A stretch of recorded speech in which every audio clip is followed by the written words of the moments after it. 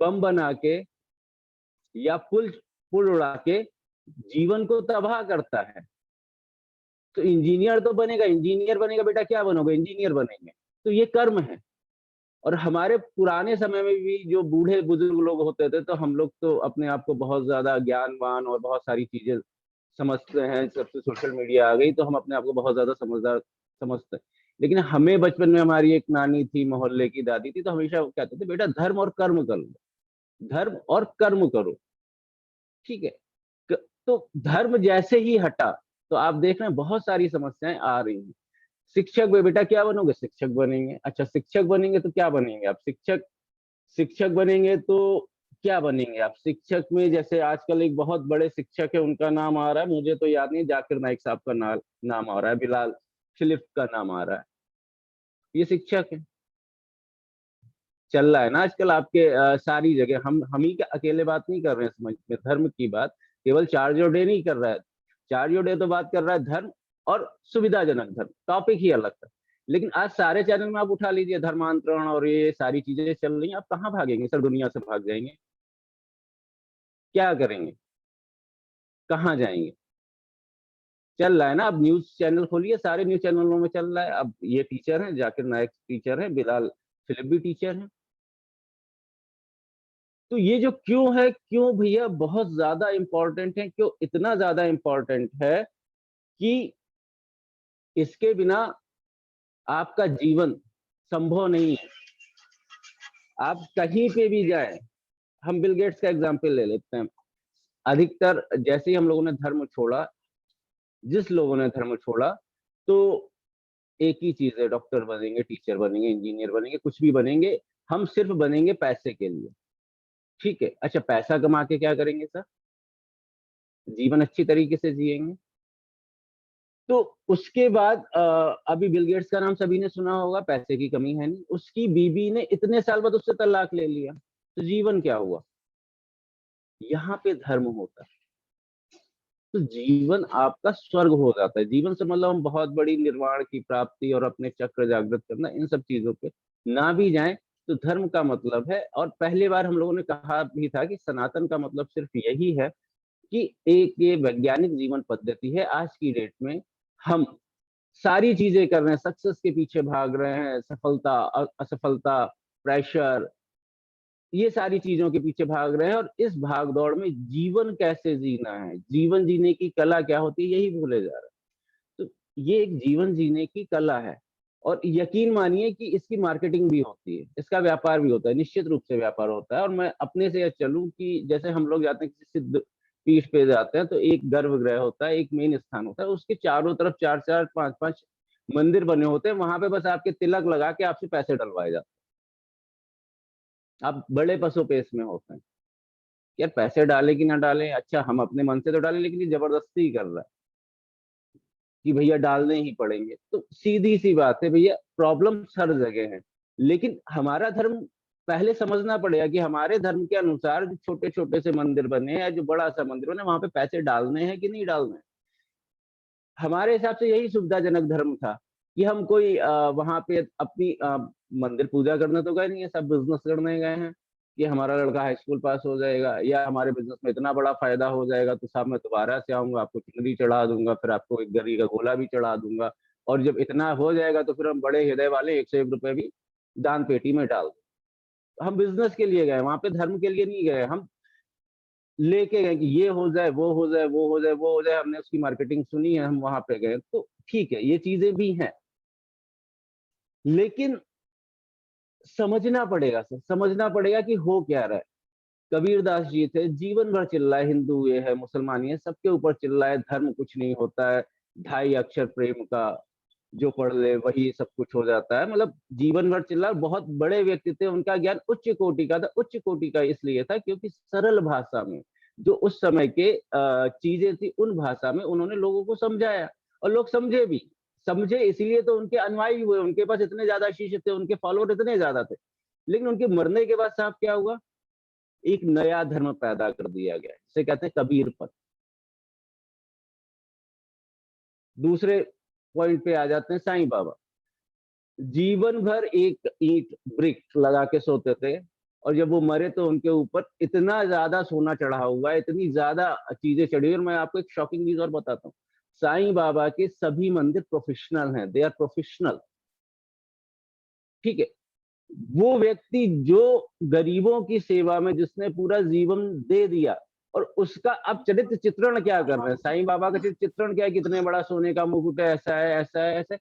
तो ये साईं बाबा गलत नहीं थे वहां पे, जो उसके बाद के फॉलोअर थे। फॉलोअर क्या होते हैं, हर चीज से पैसा बनाना, हर धर्म की मार्केटिंग होती है सर। वहां पे भी मार्केटिंग हुई, और मार्केटिंग में उन्हें ऐसे बना दिया गया। और सबसे बड़ी मार्केटिंग आजकल आपको पता ही है, आतंकवाद, 72 वाला। ठीक है सर, वो भी मार्केटिंग है। मैं कभी भी इस्लाम को गलत नहीं बोलता हूँ। इस्लाम को गलत सिर्फ इसलिए बोलता हूँ कि जो उनके फॉलोअर हैं, जो उनके लोग हैं, हमारे घर में ये कोई प्रॉब्लम है, मतलब मान लीजिए किसी के घर में किसी स्त्री का चरित्र खराब है, आदमी ने तो बोला था उसे ना लास्ट सुधारने का दायित्व कौन उठाएगा, उसके घर वाले ना सर। हमारे यहाँ भी था, अगले डे में हम इसी टॉपिक पे बात करेंगे, तो वो धर्म के ऊपर बात नहीं थी। सती प्रथा, बाल विवाह, पर्दा प्रथा, दहेज प्रथा, किसने संभाला आके सर, हम ही ये ने हर संभाला जगह ना। नहीं हुई ना हमारी कंट्री में। तो ठीक है, आपके मुसलमान यहाँ कोई कुरीतियां हैं कि आपको ये आतंकवाद से जाके जोड़ा जा रहा है, तो आप संभालिए, बाहर वाले तो सब मजे लेंगे। ठीक है। और सबसे ज्यादा मतलब मुझे बहुत ज्यादा नहीं पता है इस बारे में, क्योंकि अभी 2-3 दिन में ये सारी चीजें हुई, तो महात्मा बुद्ध के बारे में मुझे बहुत ज्यादा नॉलेज नहीं थी। तो मैंने देखा यार, ये बुद्ध, हम तो संप्रदाय बोलेंगे क्योंकि धर्म तो एक ही है, सनातन। ये बौद्ध संप्रदाय है, और बौद्ध संप्रदाय आज की डेट में ऐसा मार्केटिंग हो रही है कि ये दबे कुचले लोगों का संप्रदाय है। राम ने जिसे मारा वो बौद्ध की शरण में आ जाए, शिव ने जिसे लताड़ा वो बौद्ध की शरण में आ जाए। ठीक है, इसे ऐसे जोड़ के देखा जा रहा है, जोड़ के ऐसे देखा जाता है, कुछ खराब लोग, चाहे वो सनातन, किसी हर जगह अच्छे खराब दोनों लोग हैं। कुछ खराब लोगों ने कुछ लोगों का शोषण किया। ठीक है, मैं आपकी बात बिल्कुल सही मानता हूँ, कुछ खराब लोगों ने कुछ लोगों का शोषण किया, तो उसे जोड़ा जाता है कि शिव ने जब मारा, शिव यदि आपको लात मारेंगे तो आप बौद्ध की शरण में चले जाइए, बौद्ध बहुत अच्छे व्यक्ति हैं। और बौद्ध बौद्ध को, महात्मा बुद्ध को समझना बहुत कठिन सी चीज है। कठिन सी चीज इसलिए है कि पूरी तरीके से साइंटिफिक है, महात्मा बुद्ध पूरी तरीके से साइंटिफिक है। और महात्मा बुद्ध जो निर्वाण की जो प्राप्ति का लक्ष्य है, इस जन्म में पूरा ना हो जाए तो हम दूसरे जन्म में भी उस लक्ष्य को प्राप्त करने के लिए आपको प्रेरित करते हैं। वो कहते हैं ये कई जन्मों का काम है, एक जन्म का काम नहीं है, ये कई जन्मों का काम है। लेकिन महात्मा बुद्ध हैं कौन? सनातन के फॉलोअर।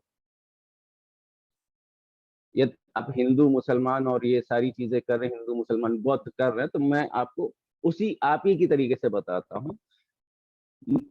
सिद्धार्थ सिद्धार्थ गौतम पैदा हुए हिंदू राजा के, हिंदू राजा था। छोटी सी स्टोरी है, थोड़ा सा चीजें क्लियर हो जाएंगी। छोटी सी स्टोरी है, हिंदू राजा के यहाँ जब वो जन्म हुए तो वहां पे हमारे संस्कार होते थे। तो वहां पे एक ऋषि जी आए, उन्होंने उन्हें उठाया, बोले यार इस बच्चे में तेज बहुत है, और ये आगे चल के बहुत बड़ा योगी बनेगा। आप शब्द सुनिए, योगी बनेगा। राजा घबरा गए, क्योंकि हर राजा चाहता है, जैसे आज की डेट में आप बोलो कि आप आज कोई आ जाए, आपका एक लड़का है, अधिकतर लोगों के एक लड़के एक लड़की है, एक लड़का है, कोई योगी बोले नहीं ये बहुत बड़ा, इसे परमवीर चक्र मिलेगा, ये सेना में जाएगा और आपके बच्चे को परमवीर चक्र मिलेगा। मतलब परमवीर चक्र मिलेगा तो 60% ये है कि वो मरणोपरांत ही मिलता है। तो अब तुरंत तो वही उन्होंने किया, सिद्धार्थ के जो पिता थे उन्होंने तुरंत बोला कि अरे ये योगी तब बनेगा जब इसे कष्ट होंगे। ये दूसरी थिंकिंग है कि जब किसी को कष्ट होता है हिंदू धर्म के अंतर्गत, तब वो जाके योगी बन जाता है, वो ऋषिकेश और हरिद्वार में जाके बैठ जाता है। तो ऐसे उनकी भी नॉलेज थी, यार इसे जब भी कोई कष्ट होगा तो ये योगी बनने की इसकी संभावनाएं ज्यादा है। उन्होंने उसके लिए अलग महल बनाया, समाज से काट दिया, जिस राज्य के राजा थे उससे समाज से उन्हें काट दिया, सारी सुख सुविधाएं दी उन्हें, कभी कुछ पता ही नहीं चला क्या हुआ, होना है क्या नहीं होना।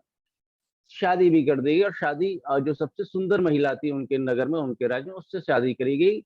उसके बाद उनके एक बच्चा भी हो गया। यहाँ तक उस बंदे को बिल्कुल काट के रखा गया, सिद्धार्थ गौतम को सर। जी हाँ, मैं बिल्कुल सही कह रहा हूँ। आजकल सारी चीजें आपके हाथ में, आप गूगल और यूट्यूब पे जाके देख सकते हैं, और मैं भी वहीं से सीख रहा हूँ, मैं इस चीज का ज्ञाता नहीं हूँ। तो एक दिन अचानक उन्होंने कहा कि मुझे घूमने जाना है, तो उन्होंने एक वृद्ध आदमी को देखा, वृद्ध आदमी, तो बोले क्या है, बोले सर ये तो वृद्ध आदमी। बोले वृद्ध आदमी क्या होता है? बोले जब एक जीवन की अवस्था है, युवा अवस्था के बाद प्रौढ़ अवस्था के बाद वृद्ध अवस्था आती है। बोले सबको आती है? बोले हाँ आपको भी आएगी। फिर एक आदमी को जब चार कंधे पे लेके जा रहे थे, तो बोले ये क्या है? बोले साहब ये मर गया। बोले ये भी सबके साथ होता है क्या? बोले हाँ ये भी सबके साथ होता है। उस समय उनके दिमाग में द्वंद्व हुआ, और ये द्वंद्व लगभग 1.5 साल तक चला। 1.5 साल बाद वो अपना घर छोड़ के चले गए। और चले कहाँ गए सर, ये समझिए। वो उन्हीं आश्रमों में गए, ऋषि मुनियों के आश्रम में गए, और 8.5 साल उन्हीं ऋषि मुनियों के आश्रम में जाके शिक्षा दीक्षा ली।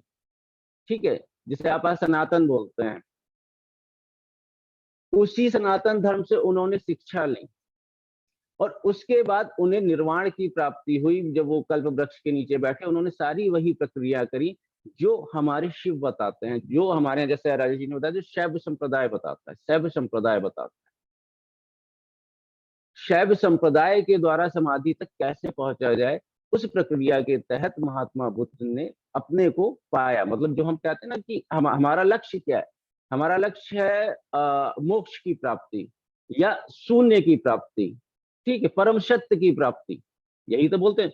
तो बुद्ध ने क्या किया? परम सत्य को प्राप्त किया। He is a follower of Sanatan, good follower, best follower. He is not God. God हम बना देते हैं। और हम फॉलोअर को भी पूछ सकते हैं, कोई समस्या नहीं है, फॉलोअर को पूछ सकते हैं। लेकिन जिस तरीके से उस चीजों को मार्केटिंग करी जा रही है अपने अपने फायदों के लिए, तो सर आप ह्यूमन बीइंग हैं, आप एक वोट नहीं है। कल यहाँ पे थोड़ी सी राजनीति की बात आई, और अधिकतर जो बात होती है वो राजनीति के कारण ही होती है। जो ऊपर बड़े बड़े बैठे हैं ना, वो आपकी मुंडी घुमा रहे हैं। और धर्म कहते हैं ना, धर्म पे बात मत करो। धर्म पे इसलिए बात मत करो क्योंकि धर्म ही आपको जीने की शिक्षा प्रदान करता है। आप 10 रुपए, 20 रुपए, 50 रुपए, 50,000 रुपए, 5 लाख रुपए कमाते रहिए, जीवन की शिक्षा आपको धर्म ही देगा। तो जीवन की शिक्षा मत लीजिए। हर राजनीतिक पार्टी जानती है, जीवन की शिक्षा मत लीजिए। जीवन की शिक्षा ले ली तो हमारा क्या होगा? और हमारा कुछ होगा तो हमें मेहनत बहुत ज्यादा करनी पड़ेगी। अभी तो हम चरा रहे हैं, 5, 6, 8, 10 स्टोरी डाल के लोगों को बहका बहका के अपना फायदा कर रहे हैं। अब एक चीज मैं आपको और बताता हूँ। यहाँ पे कुछ लोग आ जाते हैं कि शिव और गौतम बुद्ध को कंपेयर करते हैं। सब ये बताओ कि गौतम बड़े कि शिव बड़े? बड़ी चीज है। 7 चक्र होते हैं, जो सप्तऋषि होते हैं, मतलब शिव जो हमारे हैं वो 7, जो ज्ञान चक्र और जो समाधि के 7 स्तर हैं, ईशिका जी अच्छी तरीके से बता सकती है, मुझे नहीं पता, आप उनसे पूछ भी सकते हैं। जो 7 चक्र हैं, 7 में फिर 7 के जो खंड होके 108 हो जाते हैं। उस 108 में से एक अंग महात्मा बुद्ध ने उसका अनुसरण किया और वो यहाँ तक पहुंच गए। यदि हम बात करें तो ये है। लेकिन समस्या ये नहीं है कि बुद्ध बड़े हैं कि शिव बड़े हैं, समस्या ये है कि हम कब बड़े होंगे। कई रास्ते हैं। सबसे पहले हम लोगों ने क्लियर किया है कि धर्म एक ही था, आज भी एक है। बाकी सारे संप्रदाय, और संप्रदाय का सीधा सीधा सा मतलब होता है कि ईश्वर को प्राप्त करने का एक शॉर्टकट या एक सरल तरीका उस समय के अनुसार निकाला जाता है। महात्मा बुद्ध के समय में सरल तरीका नहीं होगा, उन्होंने अपना एक तरीका निकाला। लेकिन मार्केटिंग करने वालों ने उसे धर्म बना दिया। चलिए कोई बात नहीं, धर्म बनाने के बाद आप उसे लड़ाओगे, आप उससे लड़ाओगे, आप बौद्ध और इस्लाम को एक कर दोगे। ये गलत है, इसे समझना पड़ेगा सर आपको। मतलब मैं हाथ जोड़ के आपसे रिक्वेस्ट है कि इसे समझिए, सुनिए।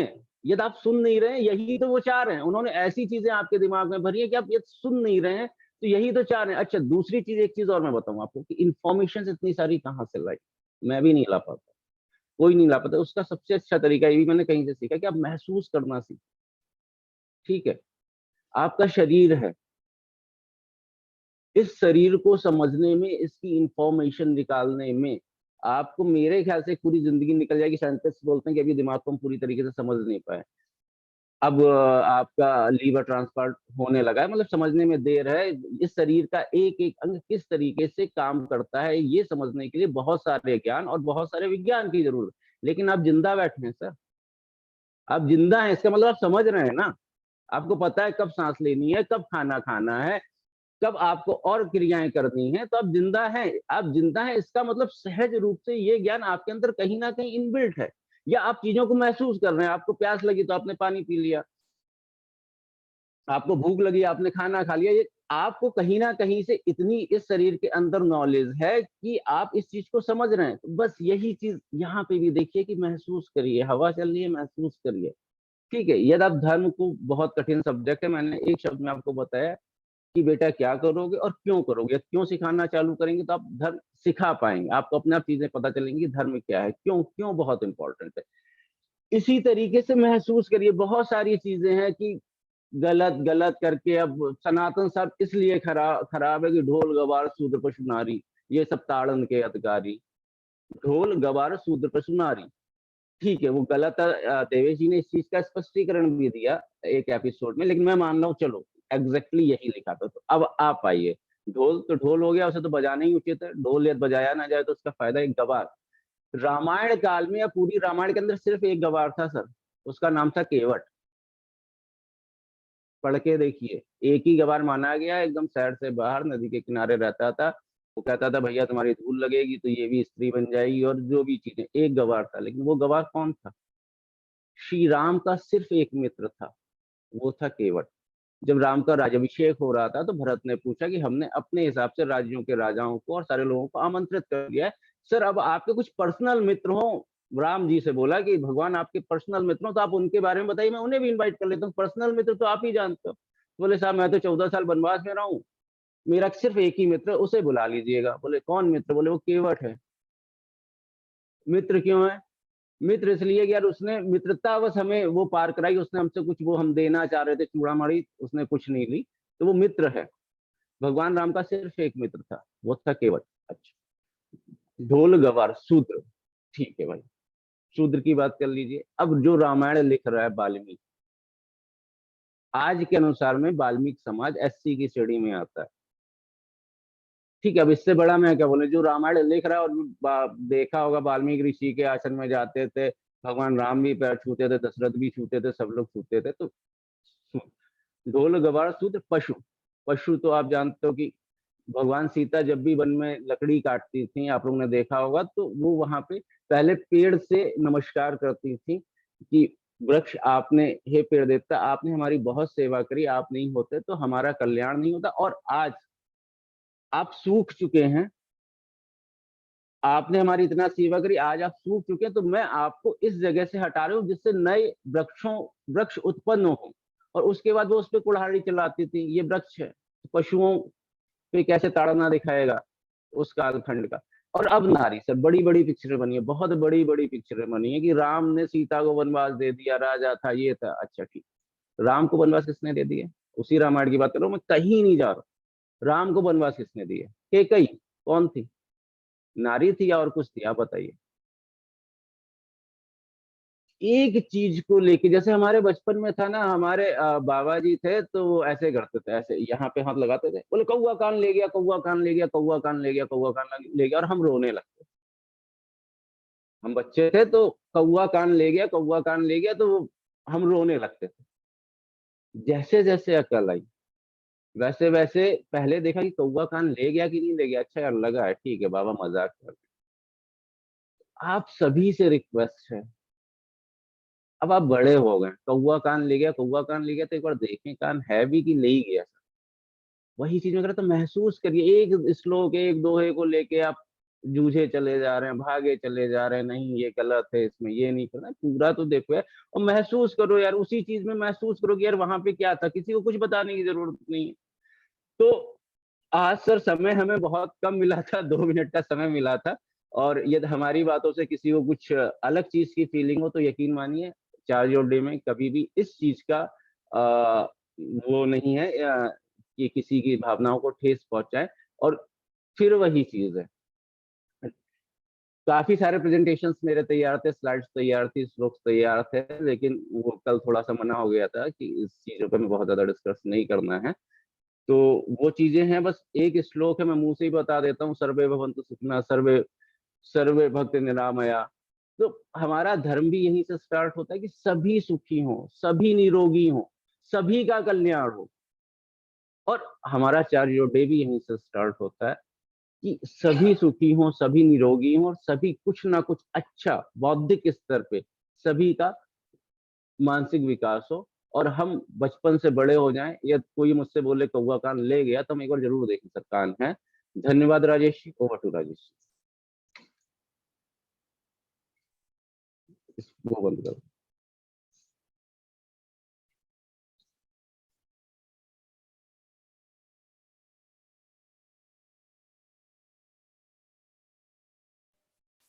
राजेश जी आवाज नहीं आ रही है।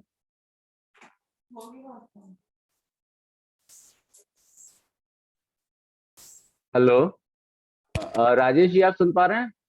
आवाज आ रही है मेरी? हाँ सर, अब आपकी आवाज आ रही है। तो राइट सर, राइट राइट। तो हम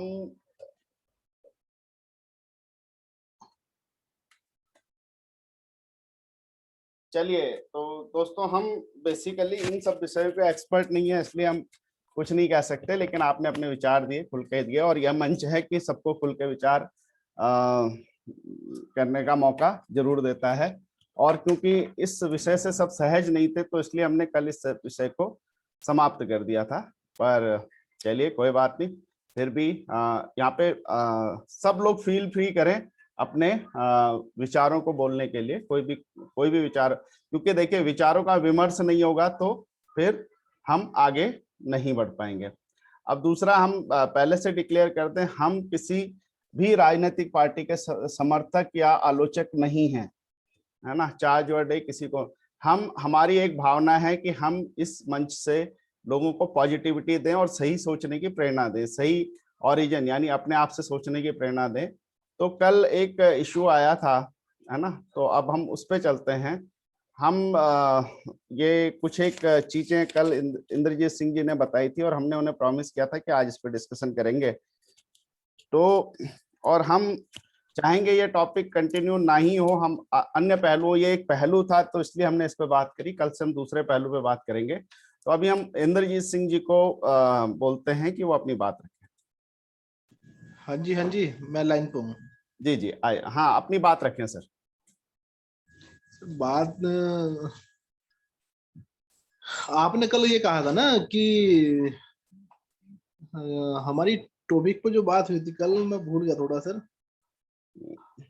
जाति विशेष पे बात हुई थी हमारी। जी जी इस देश के अंदर ना जाति में बांट रखा है हिंदू धर्म को बहुत ज्यादा, और ये बहुत बड़ी विडंबना, और हमारे धर्म को यही चीज कमजोर करती जा रही है। बिल्कुल सर, बिल्कुल आपका कहना और सर्वथा उचित है और बहुत बढ़िया है आपने ये। और हम भी देखिए, हमारी भी यही कोशिश थी, कल हमने जो टॉपिक किया, और हम इतने दिन से जानता हूँ मैं एक बात जानता हूँ कि हिंदू धर्म से बड़ा कोई धर्म नहीं था, सनातन धर्म से बड़ा कोई धर्म नहीं था पूरे विश्व में। लेकिन आज विंग अलग होकर धीरे धीरे ये सब जितने धर्म भारत के अंदर चल रहे, सब यहीं से अलग हुए हिंदू धर्म से ही। और आगे भी ऐसा कुछ ना हो, तो इसलिए हम सब लोगों को ये जातीय विशेष खत्म कर देनी चाहिए, जो बहुत सारी जातियां हैं। तो इसलिए बस मेरा यही कहना था, और कुछ नहीं। तो सर मैं ये आपका अप्रिशिएट करता हूँ, आपकी इस बात को ना। हम एक्चुअली, आप ना इतने दिन से पार्टिसिपेट नहीं कर रहे थे टॉपिक में, हम यही कहना चाह रहे थे कि किसने बनाई जाती है, क्यों उन लोगों के मुंह लगते हो, क्यों, किसने, आप खुद ढूंढो ना, था कि नहीं था, आप स्वयं उसको जानो। तो हमारा जो इतना दिन का टॉपिक था, हमने इसी पे डिस्कशन किया था कि अगर ये चीजें गलत आई हैं, बिल्कुल जैसा अभी आशीष जी ने बोला कि मार्केटिंग हो गई है, है ना, एक मार्केटिंग लोग करने लगे हैं अपने धर्म के मामले में, है ना। तो हाँ, तो वो मार्केटिंग वाले क्या है, उनपे कुछ लोग फायदा उठाते हैं सर। आप बिल्कुल यकीन देखिए, मंदिरों में जो चंदा वगैरह या मस्जिदों में चंदा और जो ये फंड कलेक्ट होते हैं, तो इससे किसी को तो फायदा होता होगा, है ना। तो यहाँ पे मार्केटिंग जो हो गई है ना, धर्म की जो मार्केटिंग हो गई है, वो सर हम आप लोग जब जागरूक होंगे ना, तभी ये व्यवस्थाएं खत्म। हम सरकार के भरोसे रहेंगे तो ये व्यवस्थाएं कभी खत्म नहीं होती। और मैं भी यही कहना चाहता था कि सरकार तो एक तरफ से हमें कहती है कि भाई आप एक हो, जाति प्रथा खत्म करो, खुद ही मतलब फैलाने में लगी है। तो जब तक हम, आप, मैं और आप नहीं मिलेंगे सर, है ना। देखिए अब होता क्या, हम लोग जागरूक हुए, ठीक है, हमारे पूर्वज जो भी थे, हम लोग जागरूक हुए, तो हम समाज में हर वर्ग के साथ मिलके, और मतलब देखिए सम्मान, अब दूसरी बात, सम्मान किस चीज का किया जाएगा। अगर कोई आप मुझसे पूछोगे ना, राजेश ठीक है, तुम एक अच्छे व्यक्ति लग रहे हो, तुम्हारा बातचीत व्यवहार अच्छा है, तो मैं तुमसे दोस्ती करता हूँ। ऐसे ही मैं आपसे कहूंगा इंद्रजीत जी, आप बहुत अच्छे इंसान हैं, आपका व्यवहार अच्छा है, आप बातचीत अच्छी करते हैं, आप पॉजिटिव विचारों का सम्मान करते हैं, हम दोस्ती करेंगे। और हमारी जो भी ये मंच पे सबकी दोस्ती इसलिए है कि हम एक पॉजिटिव विचार का सम्मान करते हैं, ठीक है, इसीलिए हम लोग रोज यहाँ पे आते हैं। लेकिन एक नई अब जी जी जी बताएं। आप बताओ सर। हाँ मैं बताता हूँ, आपकी बात पूरी बताइए। हाँ बिल्कुल। तो हमें जो है ना, एक्चुअली क्या होता है सर, देखिए कुछ हम किसी का सम्मान इसलिए नहीं करते उसकी कास्ट क्या है या उसका धर्म क्या है, अब या पहले होता रहा होगा तो देखिए वो अलग चीज है, पर गुणों का हमेशा सम्मान होता है सर, मैं ये मानता हूँ, जैसे कर्मों का हमेशा सम्मान होता है। अब मैं इस बारे में बहुत सारी कहानियां, तो जैसे अंबेडकर जी हैं, उनके दो ग्रुप में लोग बटे हैं, है ना, कुछ लोग उनका सम्मान करते हैं और एक जाति के या एक धर्म के लोग या एक वर्ग के लोग उनका सम्मान नहीं करते। उनके सम्मान करने वालों में से हर जाति, हर धर्म, हर मजहब के लोग हैं, हर तरह के लोग हैं, और उनका अपमान करने वालों में से भी हर धर्म, हर मजहब, हर उसके लोग हैं। कोई कहता हमारे लिए कम किया, कोई कहता हमारे लिए गड्ढा खोद दिया। देखिए विचारों के विरोधाभास हैं, कुछ लोग फॉलो करते हैं, कुछ लोग महात्मा गांधी को कुछ लोग बहुत फॉलो करते हैं, है ना, और कुछ लोग उन्हें गालियां देते हैं, ठीक है। जब आदमी इस लेवल पे चला जाता है, जब आगे लेवल पे चला जाता है, तो उसके दोनों चीजें उत्पन्न हो जाती हैं, कुछ आलोचक होते हैं, कुछ प्रशंसक होते हैं, ये हमेशा चलेगा ये द्वंद्व। कुछ लोग किसी चीज को स्वीकार करेंगे, कुछ किसी चीज को स्वीकार करेंगे। लेकिन अगर अंबेडकर जी ने इतने बड़े रेवोल्यूशन नहीं किए होते, या महात्मा गांधी जी ने इतने बड़े रेवोल्यूशन नहीं किए होते, तो बताइए कौन उनका सम्मान करता है या अपमान भी क्यों करता। एक बात है ना, आदमी आता है मर के चला जाता है, तो उसका ना कोई सम्मान है ना कोई अपमान है। भाई मान लिया कोई, मैं बोलूं कि मेरा सम्मान या अपमान करूं, तो अपमान करने के लिए भी मुझे कुछ ऐसा काम करना पड़ेगा, बड़ा काम करना पड़ेगा, है ना। सामान्य आदमी को तो सर कोई नहीं पूछता, ये तो आप भी मानते होंगे सर। तो बिल्कुल एक बात मैं आपको, जी जी बताएं आप। जी जी कि बाबा साहब के बारे में एक्चुअली क्या है ना, किसी ने ज्यादा पढ़ा नहीं, लोग हाँ सुनकर ही अपने मन की सोच के अनुसार उनसे नफरत भी करते हैं और उनसे प्रेरणा भी लेते हैं। जिस दिन बाबा साहब को किसी ने पढ़ लिया, आरबीआई की स्थापना बाबा साहब ने करी थी, ऐसी बहुत चीजें भारत के अंदर जो बाबा साहब की करी हुई है देन। खाली उन्होंने ये ढांचा नहीं बनाया कि संविधान बना दिया भाई यहाँ तक सीमित रह गए, बहुत चीजें ऐसी इस देश के अंदर जो बाबा साहब भीमराव अम्बेडकर ने दी, उनका इतिहास दबाया गया। नंबर दूसरी बात, सबसे इंपॉर्टेंट बात बता रहा हूँ, हमारे से बहुत लोग क्वेश्चन करते हैं कि राम जी का, अगर राम जी संसार में थे तो उनका वंशज कहाँ है, उनके मतलब उनकी संतानें कहाँ है। मुझे इतना पता है कि जो गुरु नानक देव जी थे, शायद आप लोगों को पता हो, जो गुरु नानक देव जी थे, ये लव थे ना, लव राम जी के बेटे, उनके पर पौत्र थे ये। और गुरु नानक जी के आने से ही सिख धर्म की स्थापना हुई और वहीं से इन लोगों ने अपना धर्म अलग बनाना शुरू किया। तो हिंदू धर्म की बहुत बड़ी इतिहासकार रहा इस भारत के अंदर, लेकिन वही बात है कि धर्म को लोगों ने अपनी स्वयं की इच्छा से जितना मानना, लेकिन कुछ लोगों ने इग्नोर भी करना शुरू कर दिया, क्योंकि इसमें ढोंगीबाज ज्यादा था। हाँ, उस वजह से दिक्कत हुई, उस वजह से बहुत दिक्कत हुई हमारे धर्म को। तो बहुत सारी सर विकृतियां आई, बिल्कुल आई सामने, और विकृत भी हुआ, ऐसा नहीं है, लेकिन ओरिजिन वही है। अब जैसे सर आपने ना, हमारा जो उद्देश्य था ना, जो हमने ये चर्चा शुरू की थी धर्म की, ठीक है, आपने अभी जो बात कही ना, बस वही आखिरी सत्य है, उससे अलावा सत्य नहीं है। हमारा उद्देश्य क्या था, आपने बोला कि अंबेडकर जी को लोग पढ़ते नहीं है, उनके बारे में जानते नहीं, फिर भी उनके बारे में बातें करते हैं, राइट सर। और क्यों करते हैं, किसी ने बोल दिया, है ना, मेरे से सुन लिया, इससे सुन लिया, उससे सुन लिया, ऐसी करके तो बनाते हैं, सुनी सुनाई बातों पे। आपने कहा कि अगर अध्ययन करें तो उनको समझ पाएंगे लोग, है ना, उनको कि उन्होंने क्या काम किया था, उनको दबाया गया। देखिए किसी पर्सनालिटी को दबाया गया है, अब ये भी आप जानते हैं किस षड्यंत्र के तहत दबाया गया होगा, ये आप भी समझते होंगे। बिल्कुल, हम भी मानते हैं कि बहुत सारे षड्यंत्र के तहत उन्हें जिस पोजीशन पे होना चाहिए था, उन्होंने बहुत सारे ऐसे काम किए। उन्होंने बौद्ध धर्म ग्रहण किया। आप देखिए उनकी सबसे बड़ी महानता मैं जो मानता हूँ, अम्बेडकर जी को जितना मैं जान पाया हूँ, उन्होंने सबसे बड़ी महानता, उन्होंने बौद्ध धर्म ग्रहण किया, बौद्ध धर्म को स्वीकार किया, अपने समाज को एक संदेश देने के लिए उन्होंने बौद्ध धर्म ग्रहण किया। लेकिन उन्होंने बौद्ध धर्म के लिए एक भी आरक्षण तय नहीं किया। यानी जो उन्होंने स्वीकार कर लिया तो उसको तो आरक्षण नहीं दिया ना, उन्होंने आरक्षण वो उन्होंने उनको आरक्षण दिया कि जो पीड़ित लोग थे, जो वंचित थे उस समय के हिसाब से, शोषित हाँ थे। जी, बिल्कुल सही बात है ना। तो अपने जो उन्होंने खुद स्वीकार कर लिया, उनके भी बहुत सारे फॉलोअर्स ने स्वीकार किया, लेकिन उन्होंने कहा आपको आरक्षण, आपको अपने आप उठना पड़ेगा, आपको आरक्षण नहीं मिलेगा। ठीक है, चलिए, उनकी नियत सही थी आरक्षण के बारे में। आज की डेट में तो राजनीति हो गई। ये नहीं था कि वहाँ समानता का, बराबर का अधिकार था बौद्ध धर्म में, वहाँ कोई नीच ऊंच की बात नहीं थी। ठीक है, लोगों को बराबर का अधिकार था, रोजगार बराबर करने का अवसर था, कोई कुछ भी कर सकता था, कोई प्रतिबंध नहीं था। आरक्षण देना तो एक मजबूरी थी कि जिन लोगों के पास रोजगार, खाने के लिए रोटी, कपड़ा, मकान नहीं था, उन लोगों की आर्थिक स्थिति ठीक करने के लिए इस चीज को कुछ समय के लिए लागू किया गया था। लेकिन सरकार आज तक खींचती चली आई, क्योंकि सरकार ने भी वो सब चीज नहीं करी जो इस देश के अंदर करनी चाहिए थी। बिल्कुल। तो ये राजनीतिक मुद्दा ज्यादा हो गया, लेकिन कुल मिला के सर कहने का मतलब है, अगर हमें अंबेडकर जी के बारे में कुछ कहना है तो हमें उनका अध्ययन करना पड़ेगा, उन्हें पढ़ना पड़ेगा, और उसके बाद हमें अपना मुंह खोलना चाहिए। हमें अगर नहीं पता तो हमें नहीं खोलना चाहिए, हमें सुनी सुनाई बताओ कि कुछ भी आके बक दिया, ऐसा नहीं होना चाहिए। हम यही सबको संदेश देना चाह रहे थे कि अगर हमें अपने धर्म का ओरिजिनल और ग्रंथों के बारे में हमने नहीं पढ़ा तो हमें उसके बारे में बात करने का अधिकार नहीं है। समय समाप्त हो रहा है, तो इंद्रजीत जी कल से ये टॉपिक बदल रहा है, लेकिन आपके मन में कुछ भी रह जाएगा तो मेरा नंबर है, आप ले लीजिएगा, है ना। तो हम लोग और हम मिलेंगे तो हम डिस्कस कर सकते हैं, मंच पे इतना ही करते हैं। करने के लिए धर्म के ऊपर कभी कोई बात नहीं करनी चाहिए लंबी, नहीं तो बहुत लंबी की जाती है। हाँ, बहुत बहुत हो जाती है। तो कल से हम भाग्य और कर्म फल सिद्धांत, कर्म पे डिस्कशन करेंगे, और ये बहुत अच्छा टॉपिक रहेगा, क्योंकि हम कहीं ना कहीं अपनी किस्मत को दोष देते रहते हैं, हमें ये करना चाहिए या नहीं करना चाहिए। इस पे हम कल डिस्कशन करेंगे, बहुत मजा आएगा। तो बिल्कुल आप लोग जुड़े रहिएगा, और सर आपसे मैं पर्सनली मिलूंगा, मुझे बहुत अच्छा लगा आपसे बात करके। थैंक यू सभी लोगों को जुड़ने के लिए। अब कभी भी सेशन कट सकता है। आप सभी लोग